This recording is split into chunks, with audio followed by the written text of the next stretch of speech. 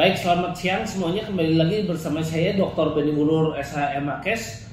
Kemarin saya mencoba ikut Zoom ya, dimana dari Zoom ini ada membongkar ya, kita shoot sama-sama. Judulnya membongkar korporasi, kejahatan sektor keuangan. Saya tertarik ya karena pembicaranya cukup banyak. Di sini ada Tebe Ruli Ferdian, Budi Fransidi, Denny Indrayana, dan Ekobe Supriyanto, serta ada Kepler Marpaung ya. Ini ya, jadi kita ikut Zoom-nya. Tapi saya kecewa ketika ikut seminar tersebut. Kok ada dugaan-dugaan saya tidak tuduh ya. Ada dugaan isinya seperti menggiring opini masyarakat untuk membenci seseorang. Misalnya Michael Stephen atau Kresna gitu. Saya sih nggak peduli dengan Michael Stephen atau Kresnanya ya. Yang saya peduli nasabah saya. Karena kalau ini sekarang diseminarkan, sementara ya seolah-olah putusan TUN itu katanya nggak betul, ini saya protes. Karena putusan TUN itu kan yang gugat nasabah. Saya yang mensomasi AJK supaya melakukan gugatan TUN. Karena tim likuidator pun kita yang tunjuk.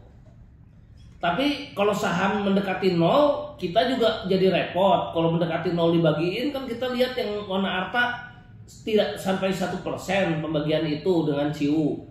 Sementara pengusahanya pada akhirnya deal sama kita, 3-5 tahun itu akan lunas.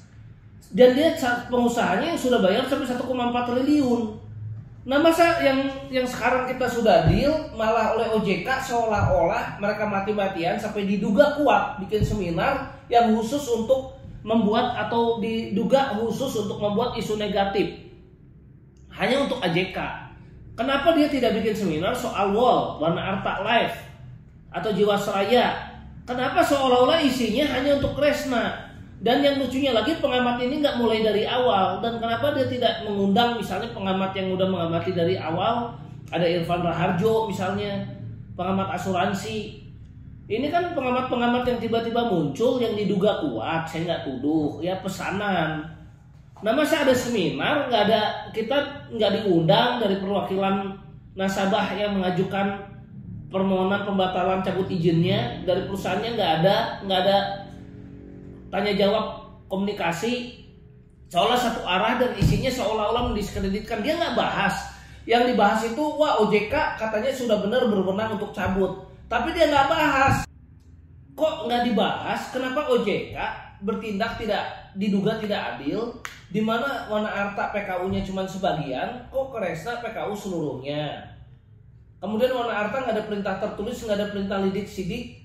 Di Kresna ada perintah lidik sidik, perintah tertulis.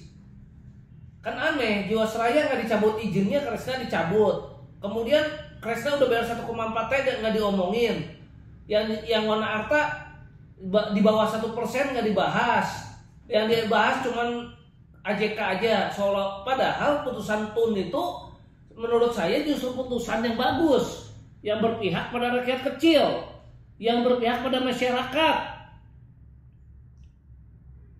Ya, kita juga bisa lihat ya di sini. Alvin Lim juga sebagai seorang yang biasa membela masyarakat kecil dari LQ juga kemarin, meskipun kita beda nasabah ya, saya pegang sebagian besar nasabah, Alvin Lim juga pegang nasabah yang lain. Cuman karena kebetulan sama-sama pegang nasabah juga, ya kita sampai sama-sama juga kan ke OJK. Dan kita sama-sama nggak menginginkan ada cabut izin. Kenapa? Karena kalau sold artinya kan para pemegang polis ini jadi pemilik. Nah, pemilik ini akan berjuang untuk mengembangkan perusahaan supaya uangnya kembali. Nah, kalau uangnya kembali dengan diawasin OJK kan ngawasin sampai dananya kembali semua kepada masyarakat ini. Dan udah pasti kan kalau saham naik di grup, otomatis kan akan ada pembayaran karena sentimen pasarnya positif yang seperti berkali-kali saya jelaskan. Kalau mau CIU kan CIU-nya jangan sampai udah triliunan baru CIU. Kenapa nggak CIU-nya waktu 300M atau 500M? Kerugian belum terlalu besar. Lah kalau CIU udah triliunan mah ya terlambat dong. Nah, sekarang perusahaannya mau usaha bayar. Nah, kalau dimatiin usahanya seolah disuntik mati, suruh bagiin saham-saham yang mendekati 0, ini repot. Makanya diduga kuat ya yang di OJK ini juga saya heran kok ada perlakuan dugaan diskriminasi itu kok nggak dibahas, kenapanya perbedaan perlakuan Tawana Arta dengan Jiwasraya dengan Kresna atau asuransi jiwa Kresna. Kemudian kita tahu dong kalau perusahaan udah jatuh, dia udah kena cabut izin, ternyata bisa bangkit, berarti kan dari cabut izinnya artinya ada prosedur OJK yang salah. Di sini berarti majelis hakim juga lihat ada kepentingan masyarakat luas di sini.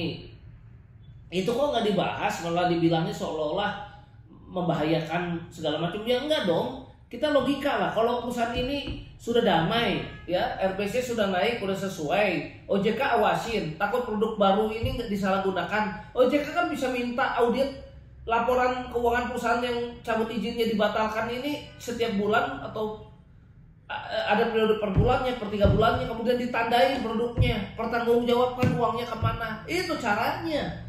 Masa mesti diajarin, ya kan? Nah inilah diduga kuat, makanya fit and proper test dari pimpinan OJK mesti kita lihat apakah lulus mengerti pasar modal, mengerti asuransi atau tidak.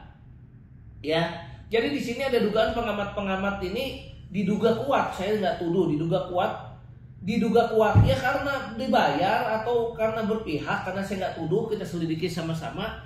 Kok seolah-olah hanya membahas soal AJK.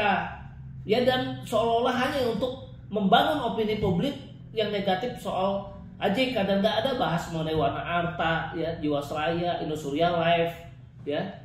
Nah inilah kan lucu kalau namanya talk show dibahasnya secara umum dong, nggak cuma Kresna aja dong. Yang dibahas tidak AJK aja dong, Wana Arta juga harus ikut dibahas dong, ada tanya jawab dong. Ya kita harap ada pengamat-pengamat lain yang bikin seminar serupa yang lebih objektif. Dan saya duga ini untuk mempengaruhi opini publik karena OJK ingin kasasi. Padahal kasasi ini menurut saya justru diduga kuat dan saya pikir memang akan merugikan pemegang polis karena harus menunggu lama lagi. Ya padahal dulu pas kita menang banding kan sempat naik sahamnya. Itu kan sentimen pasar sempat kembali.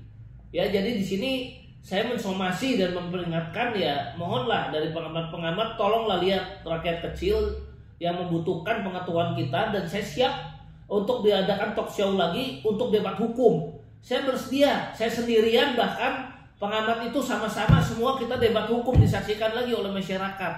Ya oleh YouTube lagi, nggak apa-apa kita debat hukum. Ya kita adu otak, ya adu data, adu fakta, pendapat mana yang benar. Saya sendiri nggak apa-apa.